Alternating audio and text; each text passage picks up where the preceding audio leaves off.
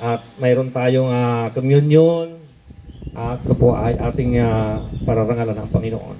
At before that, mga kapatid, meron tayong magandang pag-aaralan ngayon tungkol dito sa salita ng Diyos, kung saan ito po yung sinasadya natin na every Sunday po, makinig muna tayo ng salita ng Diyos, sapagkat ito po ay napangalaga po, ang salita ng Diyos mga kapatid. Magandang umaga o tanghali sa inyong lahat mga kapatid sa Pilipinas, sa ibang bansa sunod ngayon dahil meron tayong live stream at yung mga hindi nakakapunta ng mga church, walang dahil malayo, dahil tulad ng Middle East, kayo po ay pasalamat sa Panginoon sapagkat meron tayong mga live ngayon ng salita ng Diyos, marami sa YouTube, marami sa Facebook, at makakapamili kayo na yung pakikinggan. At ngayon po ay buksan na po natin ang maral na aklat sa aklat ng Hagay, chapter 2, verse 4. Hagay, yan, saan ba yung Hagay? Nasa kalagitnaan ng Bible, malapit sa Mateo. Yan, malapit na sa Malakay. Hagay. Sa Tagalog po ay Agiyo. Yan, Agiyo. Okay. Nandiyan na po sa screen yung ating text natin ay ang pagkat po ay when the word of the Lord comes. When the word of the Lord comes, yung salita ng Diyos daw ay dumating. Basahin mo natin yung text natin sa Hagay. Sabi dito sa Tagalog chapter 2 verse 4. Ngunit huwag kayong mawala ng pag-asa. Lakasan ninyo ang inyong loob at gawin ninyo ang aking templo pagkat ako'y sumasa inyo. Amen. Palapakan natin pagkabasa ng salita ng Diyos, mga kapatid. At sabi po ng Panginoon, huwag daw tayong mawala ng pag-asa. Sabi dito sa isang outline natin, ngayon may magpakalakas ka ngayon, King James pala ito. O Zorobabel, sabi ng Panginoon, at magpakalakas ka, O Joshua, na anak ni Josadak, na pangulong saserdote, at magpalakas kayo, buong bayan sa lupain, sabi ng Panginoon, at kayo'y magsigawa, sapagkat ako'y sumasa inyo, sabi ng Panginoon ng mga hukbo. Sabi, who are these people? Sabi dito mga kapatid, who are these people? Hagay, the special messenger from heaven and one of the minor prophet of the Old Testament. Naintindihan niyo mga kapatid? Si Hagay daw ay isang messenger from heaven and one of the minor prophet in the Old Testament. Zerubbabel, the commander-in-chief, si Zerubbabel mga kapatid of the Jews. Joshua, the high priest of the church. Bakit ganito mga kapatid yung ating pag-aaralan ngayon? Sandali ipag-pray mo natin yung mga nanonood pala. Hindi pa tayo nag-pray. Nag-pray tayo kanina kaya yung mga nanonood, pag-pray natin.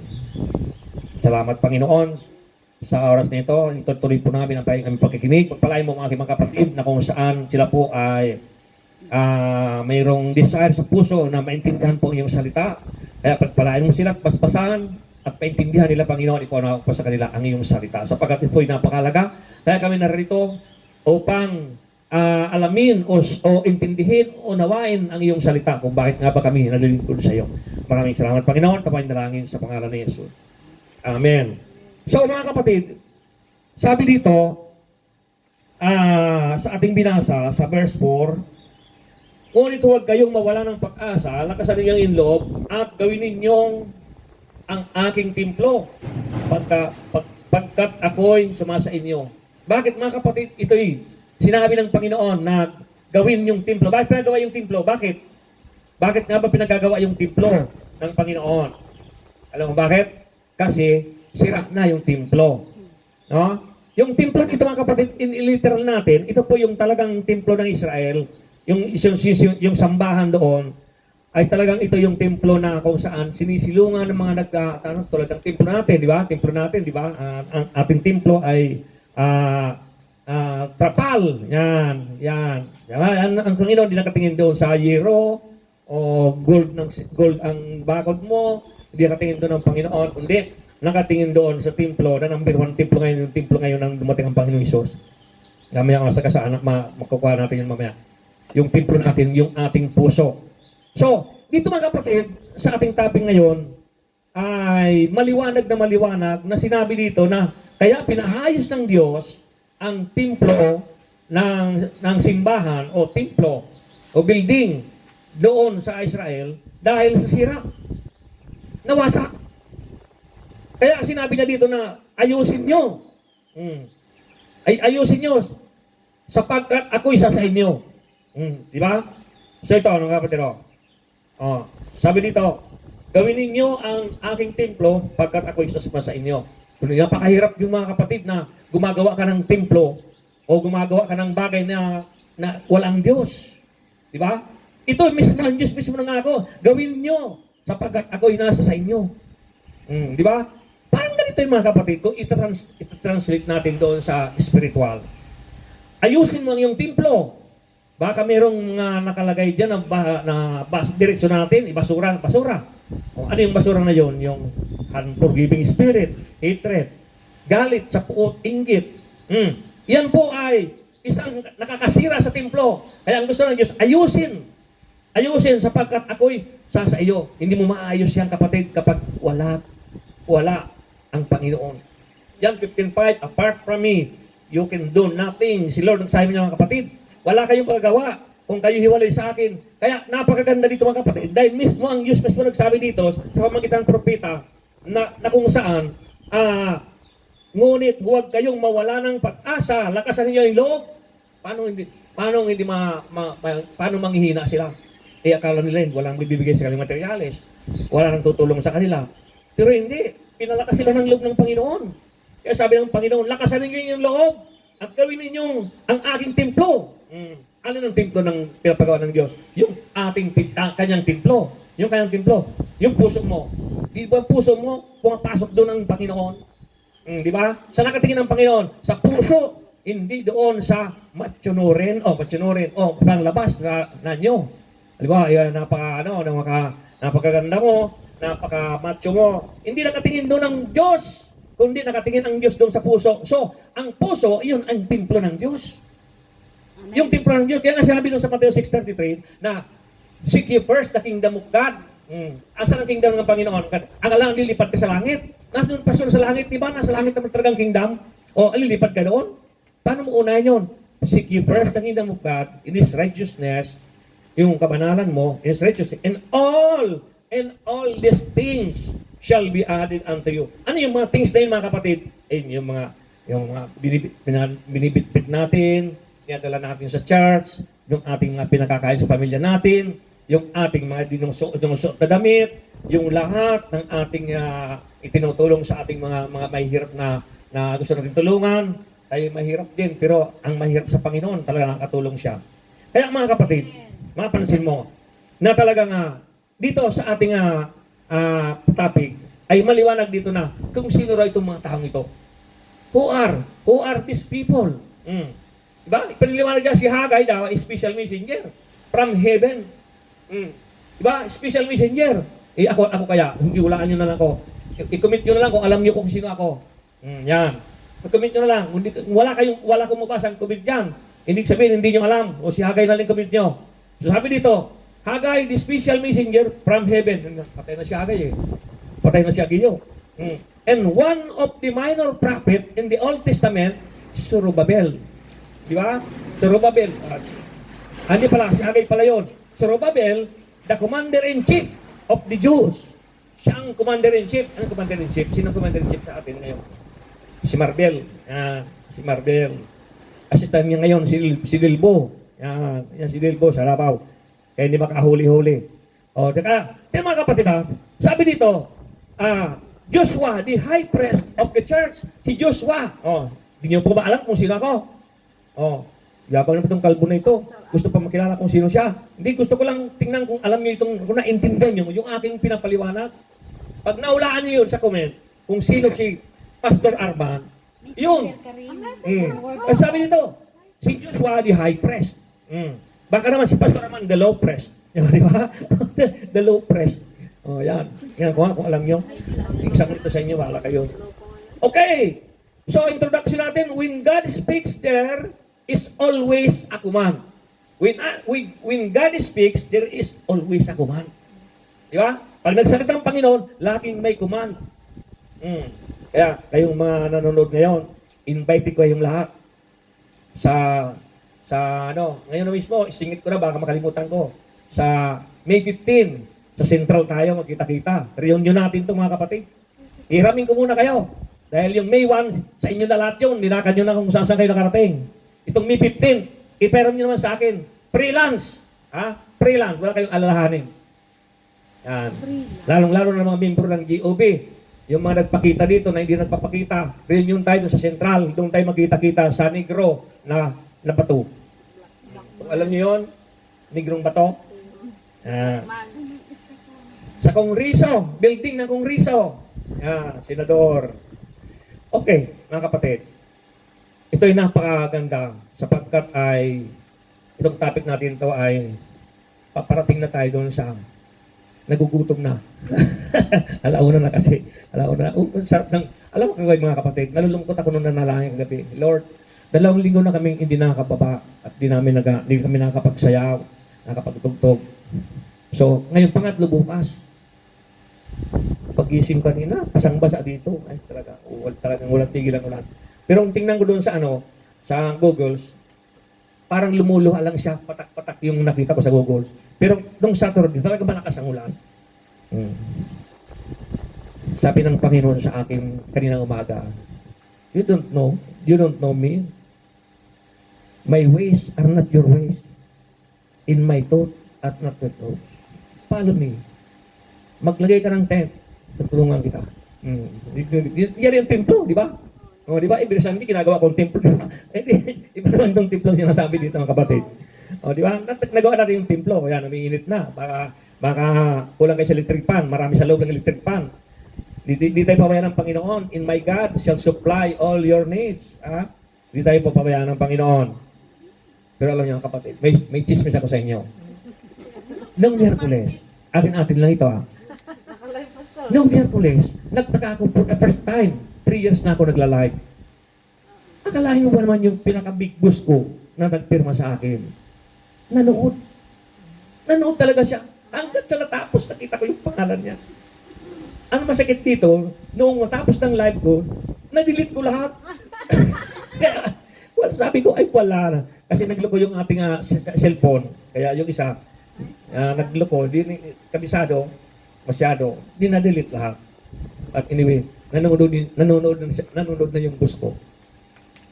Kaya ini-English ko Ini-English ko, kahit na Tagalog ang preaching ko, ini-English ko. Kaya napansin nyo nung Sunday, Wednesday ko nanood kayo, makikita nyo doon na ini-English ko na, follow your employer. Di ba? Lakas ng salita, follow your employer. Di ba? Hindi pa rin siya umalis. Okay, kaya mga kapatid, mapansin nyo na sabi ko, Lord, itong boss ko, total pa rin naman kami marunong mag-English. Sigurado ako, bago ako mawala dito sa lugar na ito ng Hong Kong, ang boss ko, convert yan. Ayaw magsi-imin ito mga ito. Ay, imin na, parang hindi kumain. Lakas ang imin nyo, nag-convert ang boss ko, convert yan ang mga boss nyo. Yan. Hallelujah. Okay. So number 1, the word of the Lord came to them in times of disagreement. Nakinig The word of the Lord came to them in times of disagreement. Dumating daw ang salita ng Diyos noong panahon ng hindi pagkakasundo. Ang salita ng Panginoon ay dumating sa kanila sa panahon ng hindi pagkakasundo. Disagreement. Ang basahin natin, ano nga ba yung disagreement na yun? Chapter 1, verse 2. Chapter 1, verse 2. Sabi dito, ganito ang sinabi ni Yahweh, ipinamamalita ng bansang ito na hindi papanahon upang muling itayo ang templo. Ba? Anong sabi? Ito na bansang ito, ipinamamalita na hindi papanahon para itayo ang templo. Samantalang, sinabi na nga ng Diyos na itayo nyo na. Di ba? Oh, sabi dito mga kapatid, disagreement. Ano yun mga kapatid? Disagreement. Disagreement. Yung hindi nagkakasundo. Hmm? Old Testament and New Testament times. Oh, di ba? Sabi dito, Matthew 10:34. Tingnan natin to. Matthew 10:34. Chapter 10 ng Matthew.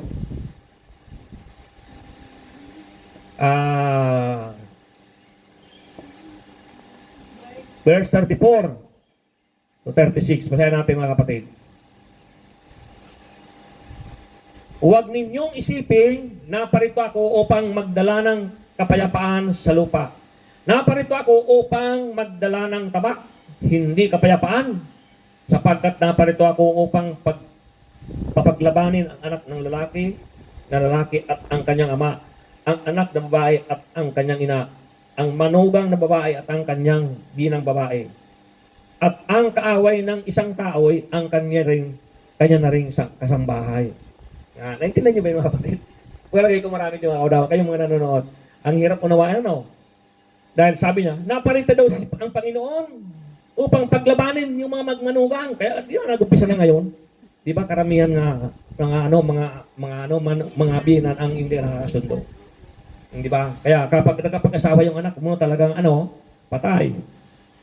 Kaya wala tayong magagawin kundi lumapit sa Diyos. Dahil oras, for example ako, inabot ako ng 80. Tapos yun, wala kang mag-alaga sa akin, di mga asawa ng anak ko. Tapos, nakakuha yung anak ko ng salbahing asawa. Ibinan ko yun, manugang. Di ba? Aalis yung anak ko ngayon, mamalingke. Nagtrabaho. Habang nasa bahay ako, patok-patukan lang ako ng aking manugang. Di ba? So, yan karamihan ganun nangyari. Nakita nyo yun sa Facebook, di ba? Kaya wala tayong dapat gawin kundi manatili sa Diyos. Bakit? Kasi mangyayari ito mga kapatid dahil doon sa mga tao na kung saan ayaw magbalik loob sa Diyos. Di ba? Kaya sinabi niya dito huwag ninyong isiping na parito ako upang magdala ng kapayapaan. Di ba? Ito yung mga pasaray na pinagsasabihan ng Panginoon. Magdala ng kapayapaan sa lupa. Naparito ako upang magdala ng tabak. Di ba? Ano ibig sabihin ng tabak mga kapatid? Ibig sabihin pag-away-awayin. Ibig sabihin, ang Diyos mismo ang magpapahintulot na itong mga tao ito ay magkakagulo. Ba? Pero mangyayari man yung mga kapatid, wala na dito yung mga anak ng Diyos. Sila ay dinala ng Panginoon. Kinot up na ng Panginoon kapag bago dumating ang nakakahihindik na tribulation, na hirap na kung saan di pa natin naranasan, kukunin muna tayo ng Panginoon. Ililigtas muna tayo ng Panginoon. Ikaw na nanonood, naiintindihan mo ba yon? Na dami ka narinig na ikaw ay daranas ng pugot ulo, daranas ka ng torture. Hindi ka daranas kung ngayon mismo, inumpisa mo na yung pagbalik loob sa Diyos, yung paglilingkod sa Panginoon. Hallelujah. Hindi ka daranas noon. So, sabi dito, we cannot deny the fact that there is a serious sin for individual. That's the sin of disagreement of interpersonal relationship. Di ba? Interpersonal relationship. Disagreement of Judea in Syntyche. Syntyche. Basahin natin Philippians 4:2. Yung mga disagreement sa Bible. Baka sabihin nyo walang disagreement sa Biblia. Philippians 4:2. Sabi dito mga kapatid, Judea, Syntyche, nakikiusap ako sa inyo. Magkasundo na kayo bilang magkapatid sa Panginoon. Di ba? Yung si Paul, mga kapatid, nung araw, nakita niya rin yung mga miyembro niya. Ito si Judea sa Syntyche ay laging nag-away. Parang dito rin sa atin, buti rito, nagkakaroon tayo ng unity. Walang laging nag-aaway. Di ba? Sa maraming church, marami yan mga kapatid. Sa maraming church, marami. Kaya sinabi ni Paul dito, sa Philippians 4:2, sinabi niya na sa Pilipos pala ito, hindi sa Corinthians, sa Pilipos. So, sinabi dito ni Paul na, Judea, Syntyche, ito mga pangalan lang mga kapatid. Wala akong narinig dito na Judea, Syntyche. Wala rin doon sa PSA. Judea. Nakalimutan nila nga dito. Kasi Judea sa Syntyche, lagi mag-away. Lagi nag-aaway, kaya walang kumuha ang pangalan. Pero kay Lucifer may kumuha. Di ba? Kaya kawawa naman yung kilala ko sa school. Lucifer! Tinawag siya. Pag-uwi ng bata, umiiyak. Mami, tinawag akong Lucifer. Paano? Naintindihan na ng bata na Lucifer sa Satanas. Paano pa mababago yun? Malaking gasto sa korte yun kung babagoy yung pangalan niya. Gagawin niyang babagoy niya yung Lucifer. Kaya may kumang pangalan doon. Bakit? Dahil sa ating kakulangan sa ating pag-intindi. So, sabi dito mga kapatid, ito pa, disagreement of the believers at the Corinthians church, disagreement of Kleos, household. Ito, domestic helper natin ito, household 1 Corinthians 1:11. Tingnan natin.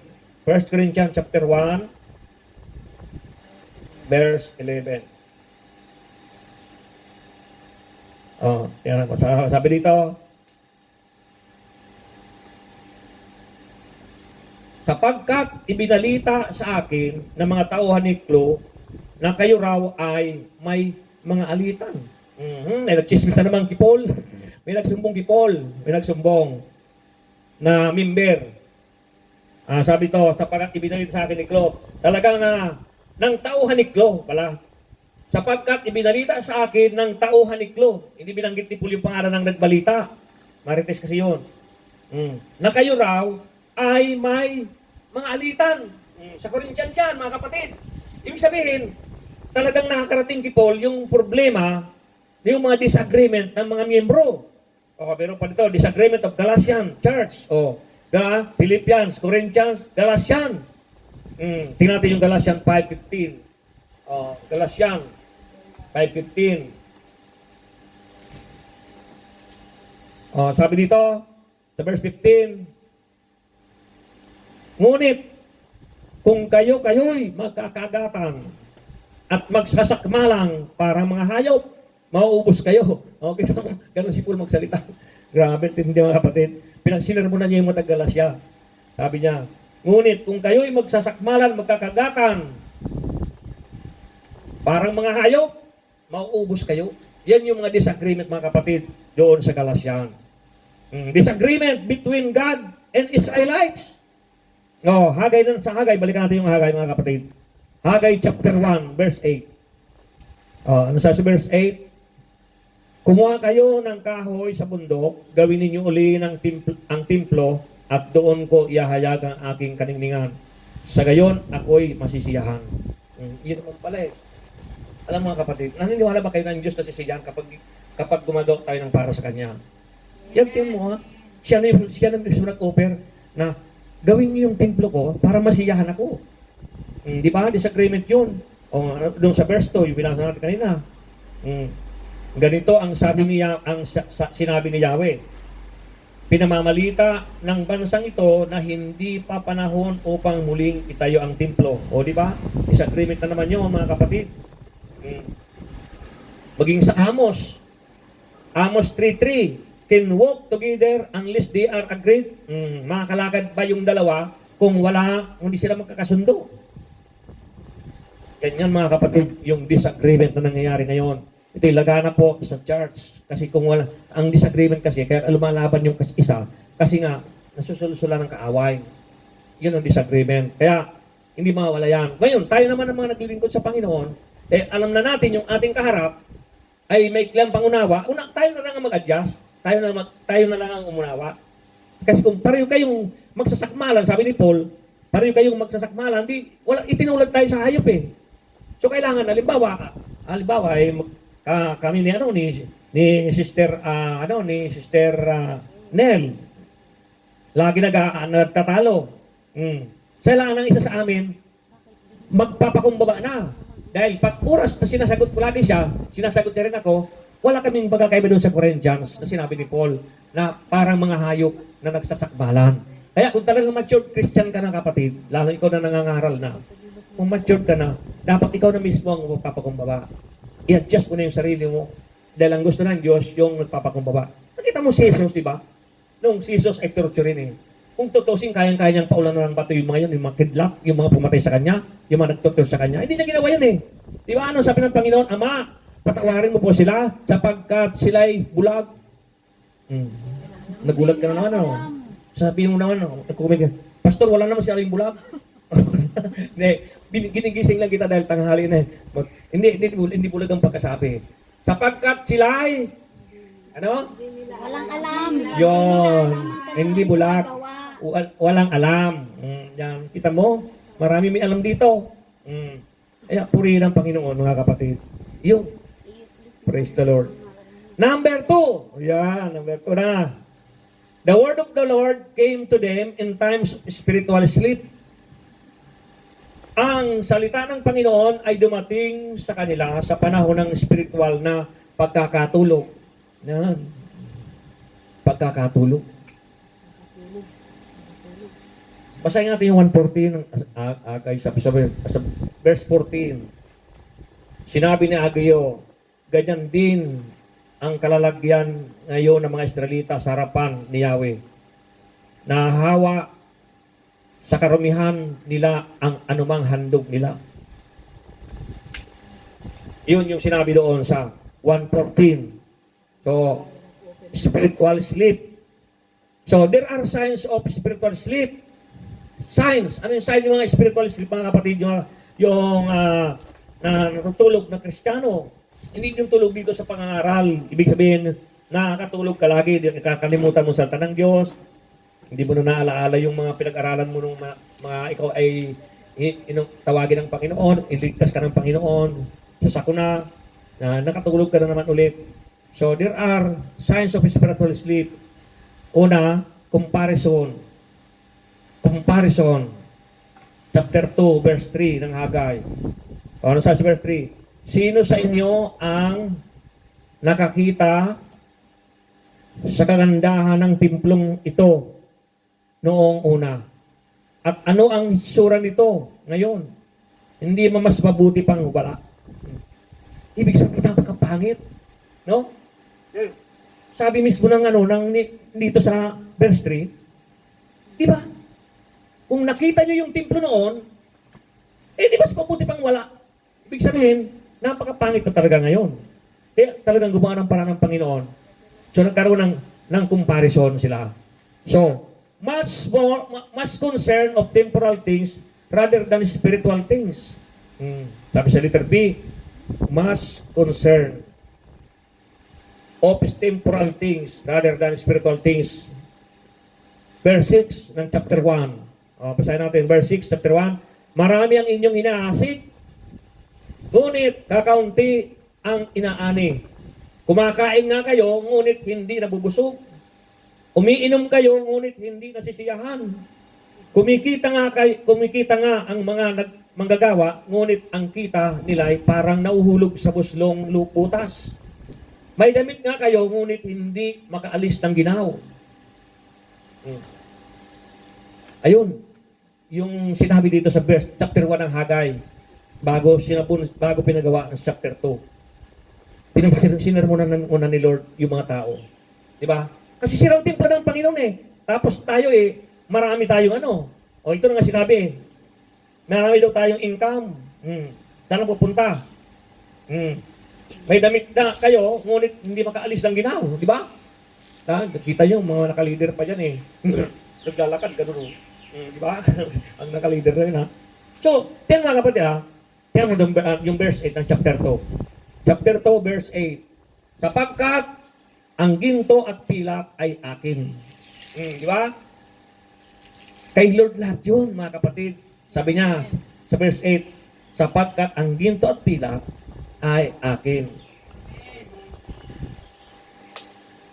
Pag kinabing spiritual sleep, ibig sabihin, pinabayaan mo yung templo ng Diyos o pinabayaan mo yung iyong tungkulin sa Diyos. Iyon ang ibig sabihin ng spiritual sleep, natutulog. Di ba? Sabi nito, slothfulness. Proverbs 6:9-11. Hanggang kailan matutulog ka? Tamad. Kailan ka babangon? Sa iyong pagkakatulog, kaunti pang pagkakatulog, kaunti pang pagkaidlip, kaunti pang paghalukip-kip ng mga kamay upang matulog. Sa gayoy, ang iyong karalitaan ay darating na parang magnanakaw. At ang iyong kasalatan na parang lalaking may sandata. Ang lalim ng Tagalog, no?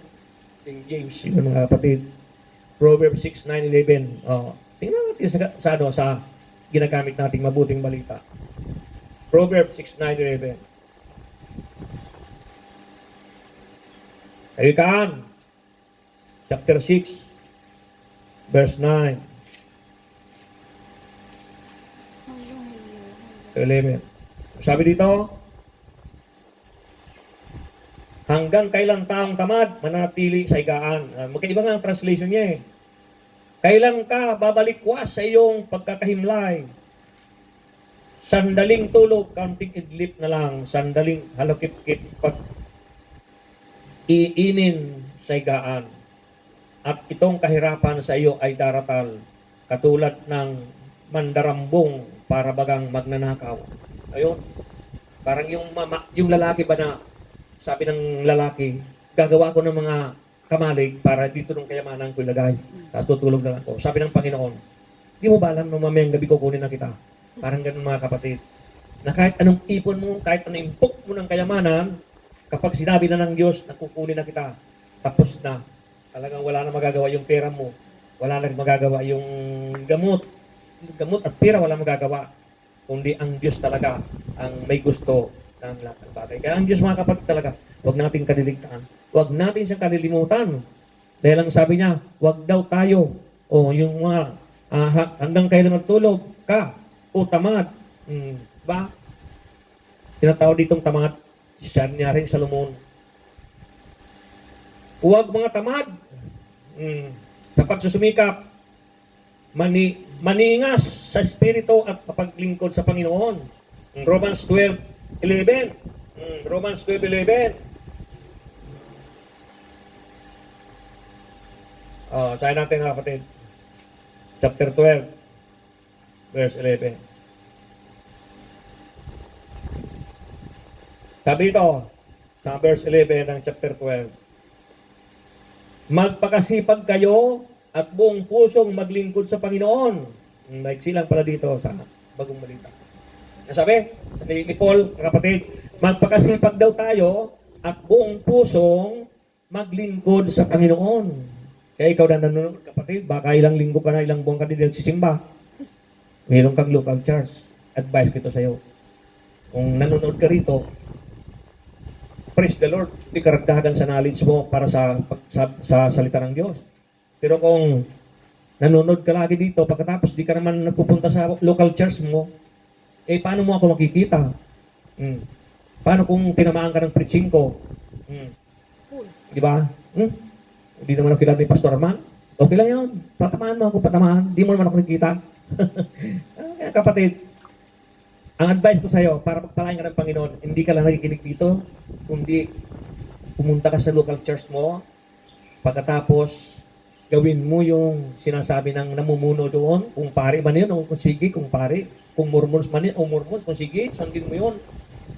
Ngayon, para ang Diyos ang balak kung saan ilalagay talaga ng Diyos.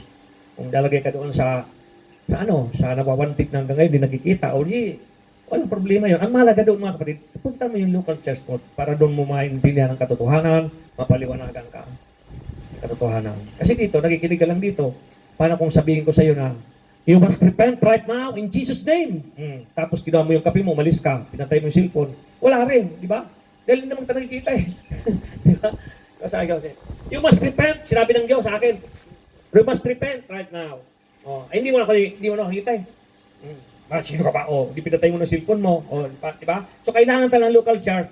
Sabi sa Hebrew 10:25, huwag nating kaliligtaan ang pagdalo sa araw ng pagtitipon upang ang mga nanghihina ay palalakasin na matatanda at yung matatanda naman ay hindi lang matanda kundi bata.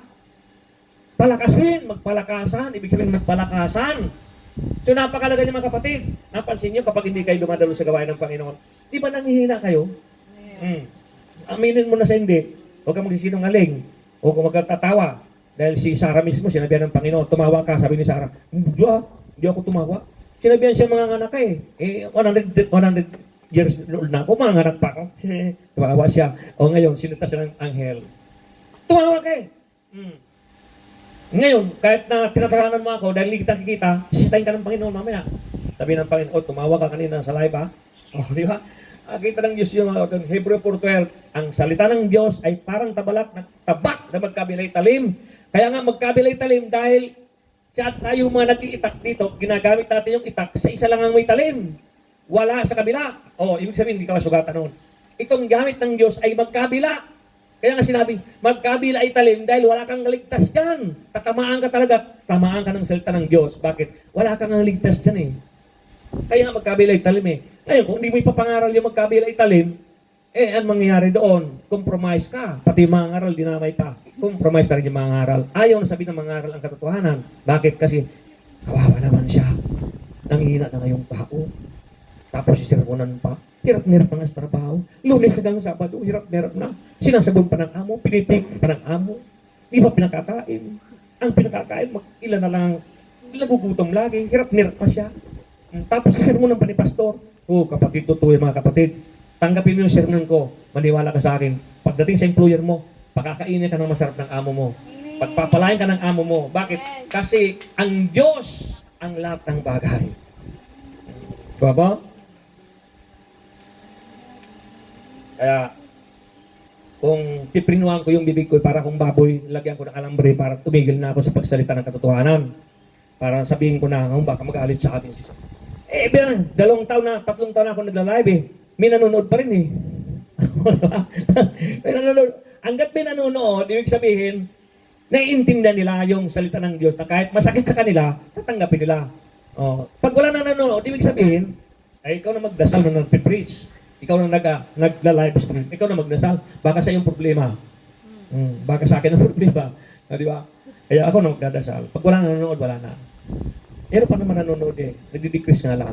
Dati 150, 200, ngayon 100, ngayon minsan 80, minsan 60, ngayong linggo 20. Bukas, yung 20 na yun, aabot na yun ng 150. Ngayon, is-earn ngayon ni Sister Nell. Di ba? Inaabot ng 200 plus. Di ba? Praise the Lord mga kapatid. Kaya kayong mga nanonood ng sermon ito, kung kayo nakukundig sa puso nyo, talagang totoo ang sinasabi ng salita ng Diyos galing sa Biblia, i-share nyo sa mga kamag-anak nyo para hindi na kayo mahirapan sa mga kamag-anak nyo. Dahil pagdating ng araw, pagdating sa langit, yung praise and worship natin kanina sa langit, di ba? In-exhort ng ating song leader, yung praise and worship natin. Bago tayo praise and worship, sinabi ng song leader natin na ang langit ay totoo. Aakit tayo sa langit. At hindi pwede doon ang laman at ang dugo. Spiritual tayo akyat. Hindi akyat doon yung ginto na binili mo o inipon mong pera, hindi akyat doon. Hallelujah. Number 3, tapos na. Last na ito, number 3 natin. Ano na? Ayun, tamang-tama, alaon na yung media. Praise the Lord. Okay lang mga kapatid, kung alaon na yung media na. Itong number 3 naman, ang alas 3. Kinamano naman yung nasa live stream. Hindi. Alam mo, gusto kang gisingin ng Holy Spirit eh. Kasi lagi kang natutulog eh.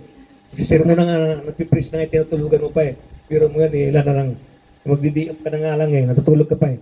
Doon ka na lang sa bahay mo magtulog doon sa kwarto mo kaysa naman punta ka sa church, pagkatapos natutulog ka rin lang.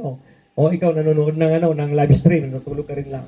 Bigyan mo muna ang Panginoon, bigyan mo ang Panginoon. Pagbigyan mo muna si Lord, pakinggan mo muna ang Panginoon. Kapag bigyan na anto ka, marami naman ang kapingan mo. Pastor, mahirap ang timpla. May 3-in-1 dyan. Isang kupit lang, ibuhos, kutsarang gano'n, inom. Wala na. Hindi ka na antokin. Diba? Number 3, the word of the Lord came to them in times of complacency. Complacency. Ang salita ng Panginoon ay dumating sa kanila sa panahon ng pagkakakontinto. Kasiyahan. Complacency. Kasiyahan. Sa text natin, verse 4 ng chapter 1. Yung verse 4 ng chapter 1, binasa natin kanina ito. Maganda at maayos ang inyong mga tahanan. Ngunit, pinapabayaan ninyo, wasak ang aking bahay. Diba? Diba? Ano sabi ng Panginoon? The word of the Lord came to them in times of complacency.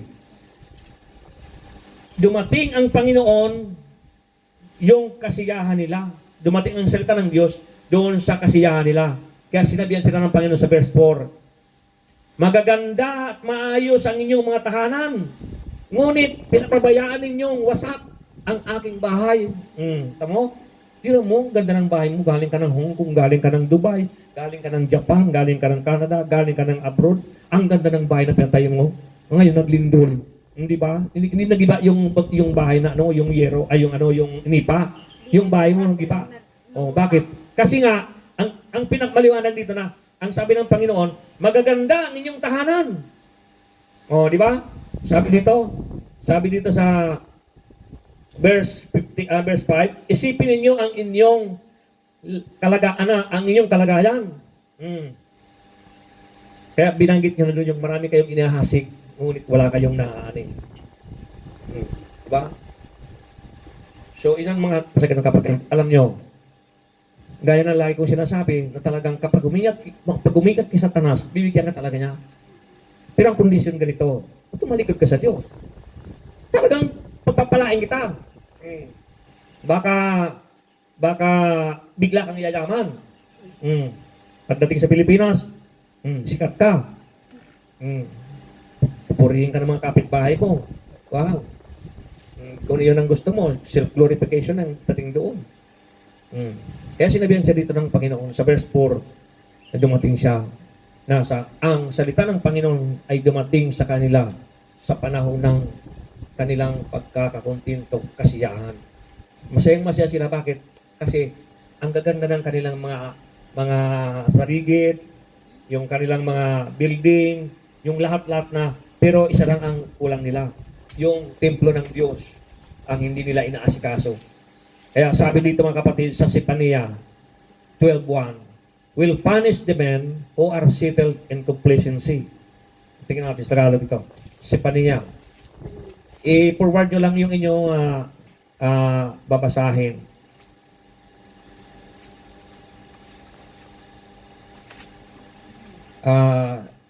Soponias, Tagalog. Yan. Chapter 12 verse 1. Chapter 2, verse 1. Gather together.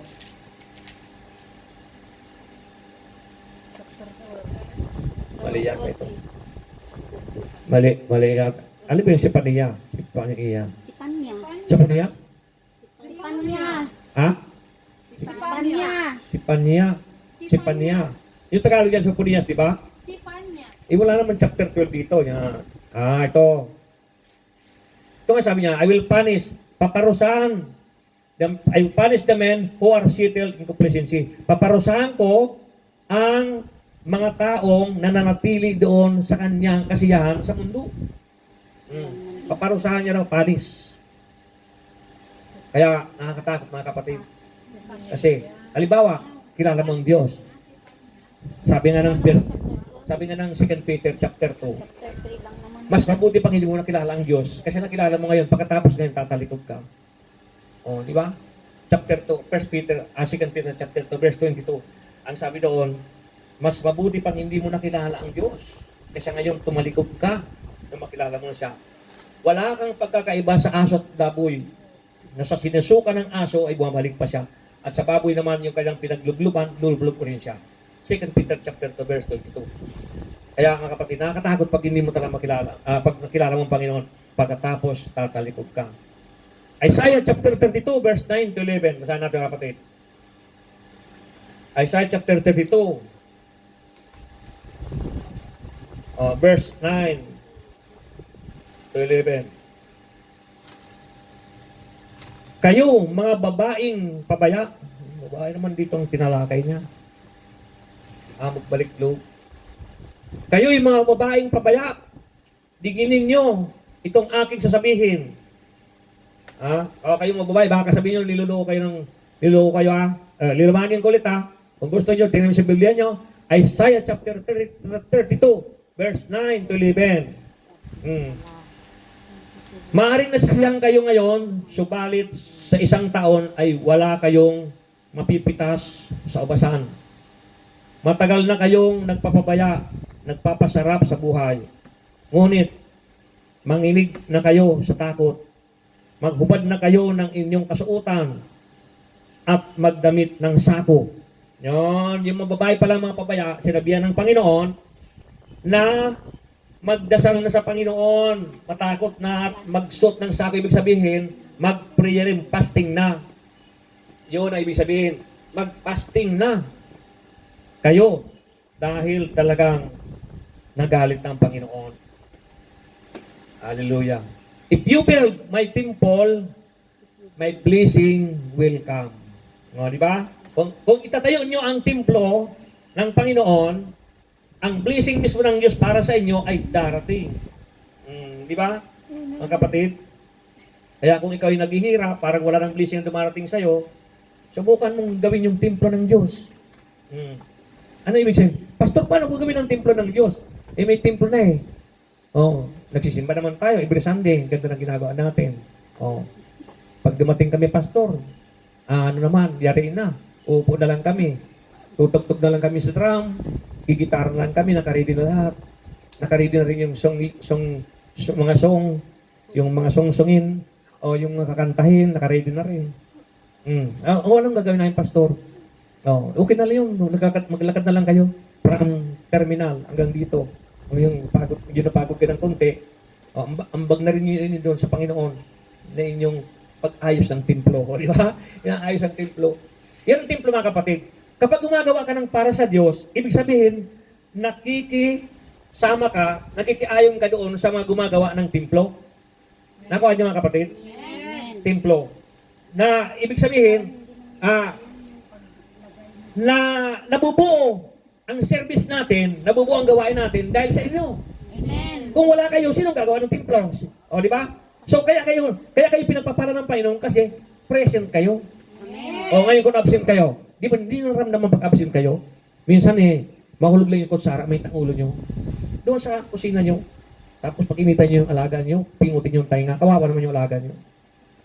Makaalis lang ang nanay mo. Be, bawal yan. Magbis ka na, makaalis ang nanay mo. Sige, kawawa. Umiyak na yung bata. Di ba? Masilip CCTV, viral agad. Kaya nga naglalagay ng CCTV yung mga amo kasi walang tiwala sa atin eh. Di ba? Yan mag-pray ka kaya. Lord, please help me na huwag na magbigay ng CCTV ang amo ko. Oh. Ang sabi ng Panginoon, ask, it will be given unto you. Ngayon, nag-pray ka ngayon. Lord, hindi ko kailangan ng CCTV. Ipuin mo ang amo ko na huwag na maglagay ng CCTV. Di ba? Tingnan mo. Minsan, pinuntahan ko yung CCTV namin. Napakaraming CCTV dito. Paikot ka. Pinuntahan ko. Tingnan ko nga kung nakikita yung harap ng bahay. Hindi nakarating. Hindi dito nakarating yung CCTV. Doon lang pagpasok mo sa gate, makikita ka. Ayan kalaki ng bahay na yan. Yan. Dito hindi. Pero, nakikita tayo nila yung ibang kumpanya ng mga boss. Ayun o, kaso, nakikita tayo. Hindi niya makita dahil may tilon. Ay may bubong. Pero narinig niya sinasabi ko. Kaya tatamaan din siya ng salita ng Diyos pag in-English ko. Oh, bakit narinig din eh? Say it. Narinig niya. Ayun, kaya nga, isipin niyan, hanggang doon niya sa minumonitor nila yan dahil wala silang gwardiya. Kapag ang tao walang gwardiya, big sabihin may CCTV. Diyan pansin, kapag nagkaroon ng problema, may nagpatayan, may nagbanggaan, CCTV agad ang mga nila ang witness. CCTV agad. Ngayon, sinampal mo yung amo mo, ay may CCTV. Di ba? Uli ka. Kaya maganda pa, mag-pray ka na lang. Lord, gagawin ko ang tama. Ako'y nangangako sa Panginoon na mamahalin ko ang aking employer at ang aking maalaga, ang aking trabaho. Tanggalin mo lang ang CCTV. Sige, sabihin mo na nga, okay, lahat ng CCTV wala na. Pero sa kwarto mo na lang. Ay, ba't naman Lord nagkaganito? Ayaw ko na nga ng CCTV, ba't kwarto ko pa? Ayun, nako. Yeah. Baguhin ang panalangin, mga kapatid. Kapag nagpipray kayo at hindi kayo na-answer ng Panginoon, matagal lang hindi sinasagot ng prayer nyo. Baguhin yung prayer nyo. Baguhin yung style ng prayer nyo. Nagpipray kayo, lagi kayo nakaupo. Baguhin nyo, lumuhod kayo.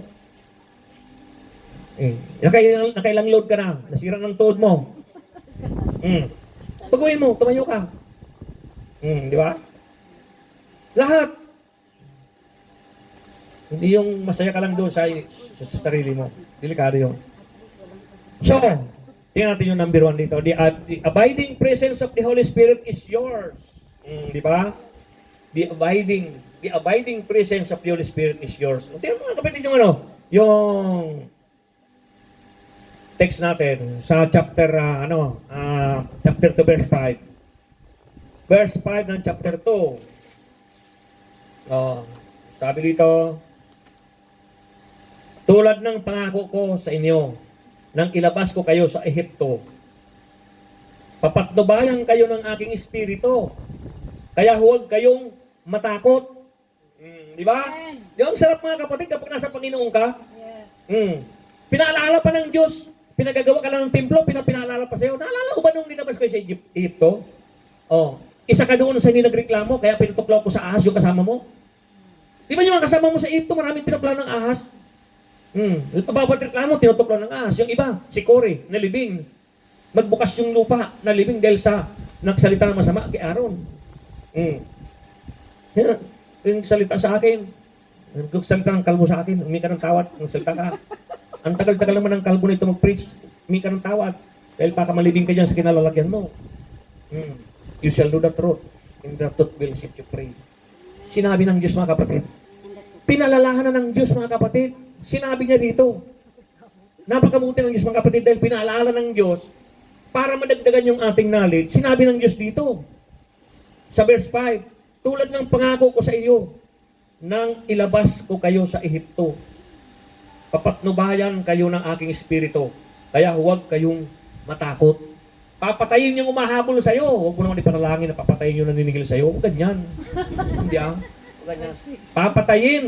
Si Haring Nabucodonosor. Sino ba yun? Si Paraon, nung inahabol yung mga Israelita, nasa dagat na pula na nagbukas na yung dagat, naglakad na, inahabol pa nila, pinatay ng Diyos. Si Paraon. Pinatay. So, ibig sabihin, yung kaaway mo, yung mahabol sa'yo, papatay niya ng Diyos yun. Kung nasa tama ka, nasa hulog ka, paano kung talaga may utang ka? Pagkatapos ngayon sabihin, patayin mo Lord yung naniningil sa akin. Hindi po pwede yun. Galit ang Diyos yun Makipag-usap, ayusin yun. Diba? Ganun yun. Kasi ang Diyos tumutugon sa panalangin doon sa tama, hindi yung mali. Diba? Sabi mo, Panginoon, patayin mo itong nagkukulam sa akin. Bakit ka nga kinukulam niya? Bakit ka nga kinukulam? Kasi may kasalanan ka sa kanya Kaya sabihin mo na patayin mo yun. Lord, patayin mo yung kumukulam sa akin. Hindi pa patayin ng Diyos yun. Ang gusto ng Diyos, kaya pinarana sa iyo dahil gusto magpag-ayos ang Diyos. Ay gusto magpag-ayos. Ayos kayo mga kapatid. Kasi ang magkapatid, nadaanan natin kanina yung idinulad tayo ni Pablo sa mga hayop. Kung hindi tayo sakmalan ng sakmalan, di ba? Kaya, kahit mga kapitbahay natin, huwag tayo makipagsama ng loob. Pakita nyo talaga na Kristiyano kayo Kung ang kapitbahay nyo may 2 kotse, tricycle ka lang, okay lang, walang problema yun. Kalabaw, okay lang. Di ba? Ako, kung pastor na ako ngayon, may narinig pa rin ako. Doon sa amin. Pabayaan ko yun. Bakit? Padadala ko ba yung kotse sa langit? Sa langit ang kotse. Kaya, iyan mapanggarbo lang yun, disturbo lang yun Bakit magkukotse? Bakit? Para magyabang. Tuloy yung mga pastor na mga may mga kursi ngayon, lalo na bibintangan. Yung tira ng church yun, binil ng kursi. Di ba? Lalo pa sama. Di ba? Gutom na yun.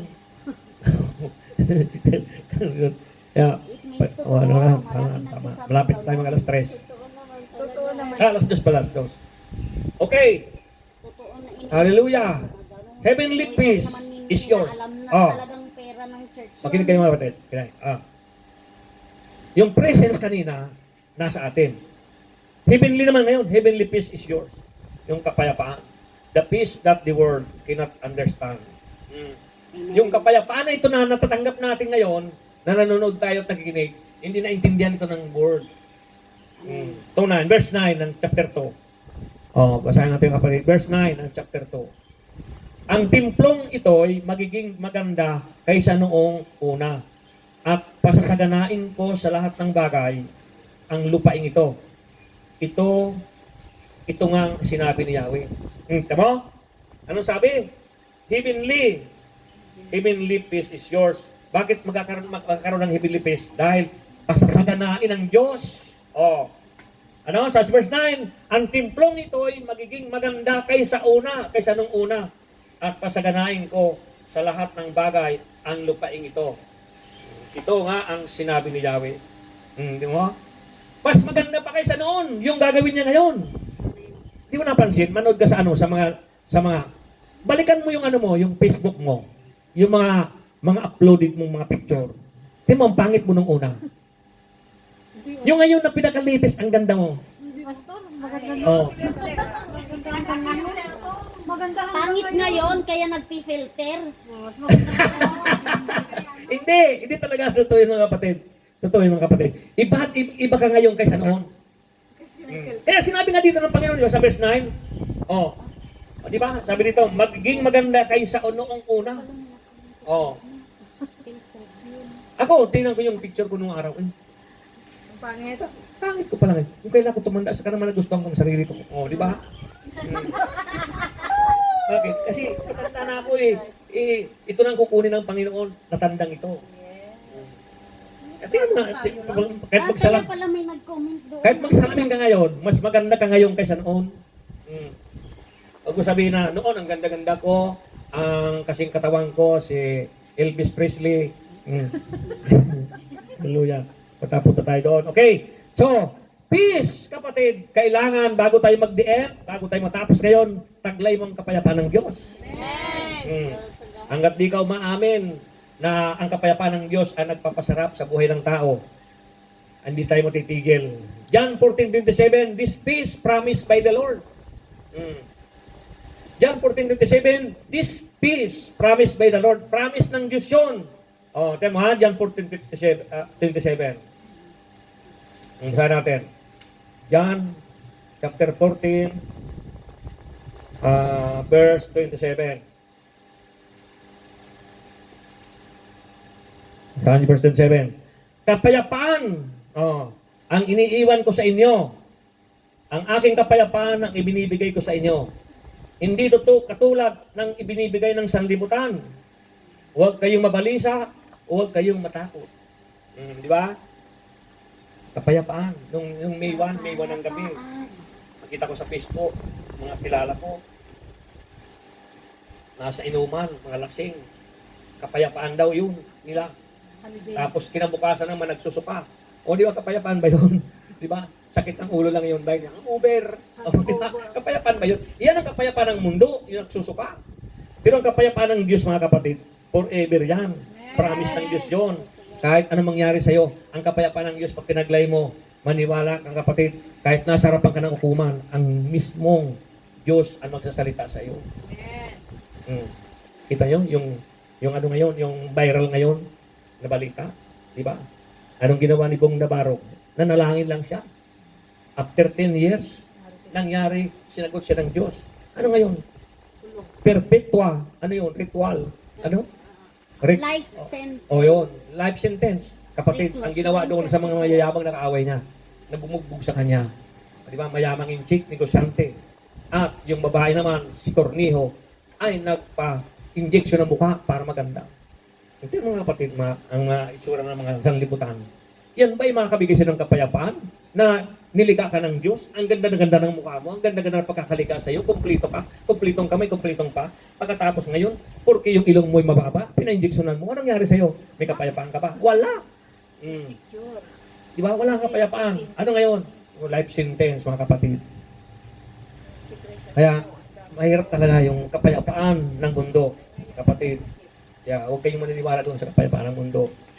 So, Isaiah chapter 26 verse 3, a perfect peace that keeps you.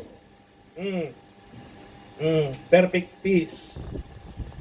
Basahin natin yung Isaiah chapter 26 verse 27. Sabi dito mga kapatid,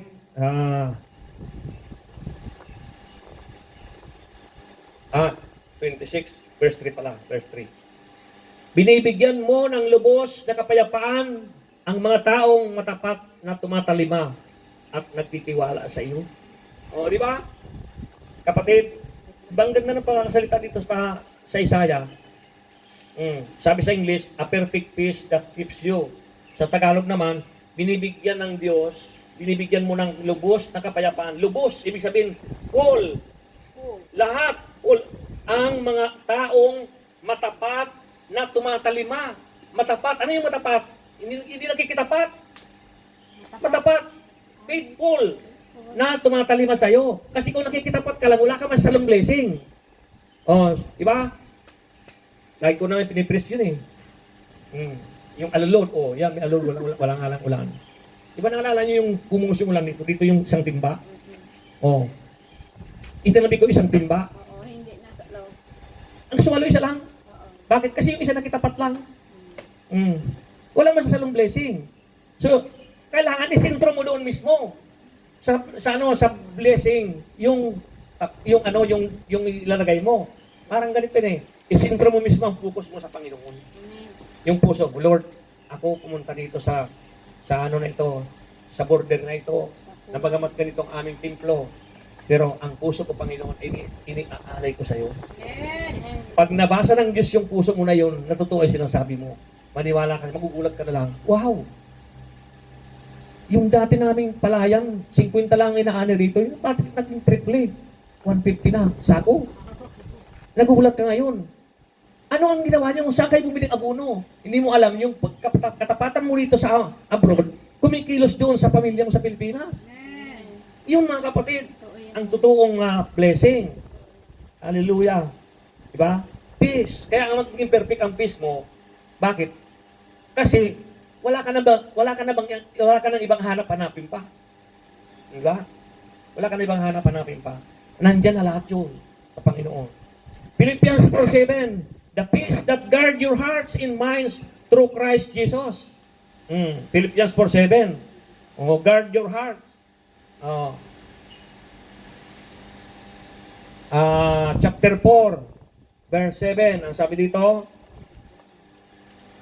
at ang di malirip na kapayapaan. Naku, malirip ha.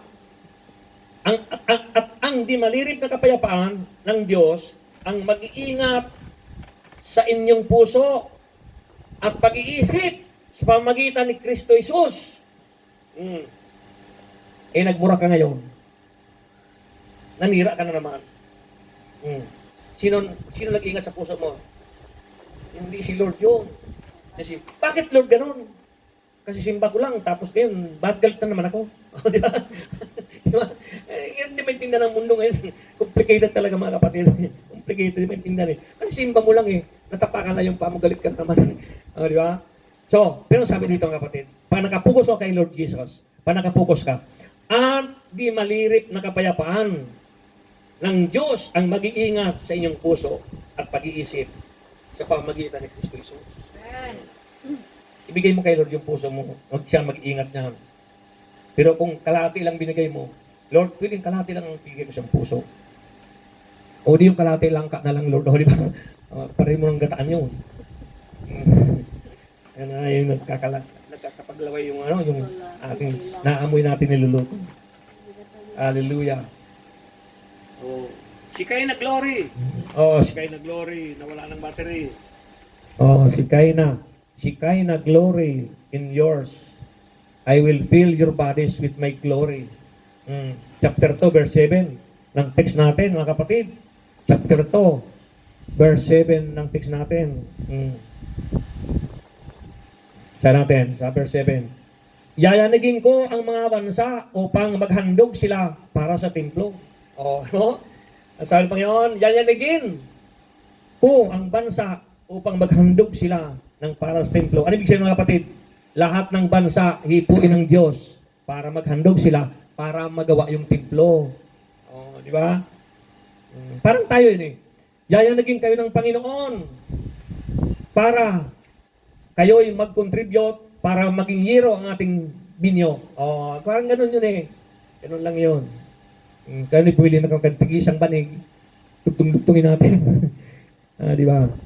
So, ganun mga kapatid, blessing yan, blessing. Matindi ang blessing ng Panginoon dito sa ating topic ngayon. 2 kinds of temple. Yan, 2 kinds of temple. Solomon's temple Body of Believers Temple. Solomon's Temple, 1 King, chapter 9, verse 1 to 3. Iyon yung Solomon's Temple, yung templo doon sa Israel. At ito naman ang body of believers, 1 Corinthians 3:16, 17. Ito'y narinig nyo lagi ito, no? 1 Corinthians chapter 3, verse 16 to 17. Sabi dito sa 16 to 17, hindi ba ninyo alam na kayo'y templo ng Diyos at naninirahan sa inyo ang kanyang espiritu? Parurusahan ng Diyos ang magwasak ng templo niya, sapagkat banal ang templo ng Diyos at kayo ang templo niya. Yun mga kapatid, ang sinabi dito sa hanggang verse 17. So huwag niyo wasakin yun. Yung mga nanigarilyo, yung mga naglalasing na parang lagi na lang nagpapagamot, iwasan nyo na yan. Dahil templo ka ng Diyos, pagkatapos lagi mong nilalagyan ng alcohol, hindi na maganda yan. Kaya may sakit tayo, pinapagamot ka natin dahil templo tayo ng Diyos. Kaya yun ang templo ng body of believers. Understand that it is the presence of Jesus that produces glory. Instead of cars, abundant blessing is yours. Ito na, wala pa tayo tapos. Instead of cars, abundant blessing is yours. Instead daw na sumpa, abundant blessing ang sa Panginoon. So, text natin mga kapatid, verse 19 ng chapter 2. Verse 19 ng chapter 2. Wala kayong isamang butil ng pagkain. Walang bunga isaman ang inyong mga ubas, igos, granada at tulibo. Ngunit mula ngayon, pagpapalain ko na kayo. Bakit? Kasi pinagawa ang templo. Kaya ikaw kapatid na nanonood, kung ikaw hirap na, parang walang-wala ka na, parang wala kang pamalingki, wala kang trabaho, gawin mo lang yung pinagagawa ng Diyos. Magbalik loob ka sa Diyos, may ka ng tawad sa Panginoon, kung may kasalanan ka. Mula ngayon, sabi ng Panginoon, pagpapalain ka na. Diba? Ask forgiveness to God. Walang imposible sa Panginoon. Napakalaman ng Diyos mga kapatid. So yan mga kapatid. Your curses turn into blessing. Diba? 1:6.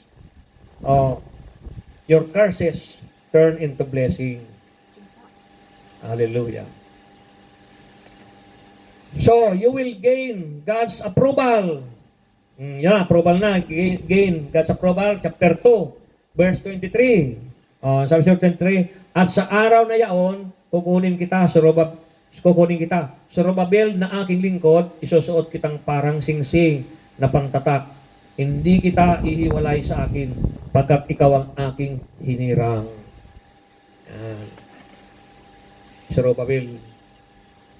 Hallelujah. Ayun, mga kapatid, ang pinakamensahe ng Panginoon na kung saan ating isabuhay, yung ating mga narinig para patuloy tayong i-bless ng Lord. Hallelujah. Tayo manalangin.